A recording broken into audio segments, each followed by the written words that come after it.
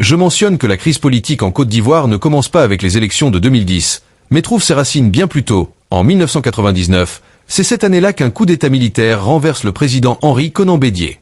Ce coup d'État, dirigé par le général Robert Guéhi, marque la première rupture institutionnelle majeure depuis l'indépendance de la Côte d'Ivoire. L'instabilité qui avait commencé à se faire sentir sous le régime de Bédié trouve en grande partie ses racines dans la politique controversée de l'ivoirité.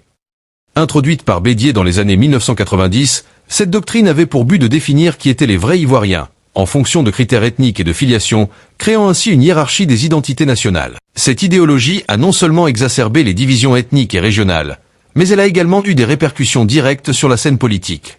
Alassane Ouattara, un politicien originaire du nord du pays, en a été l'une des principales victimes. Accusé de ne pas être vraiment ivoirien en raison de ses origines familiales supposément burkinabées, il a été disqualifié des élections présidentielles de 1995 et de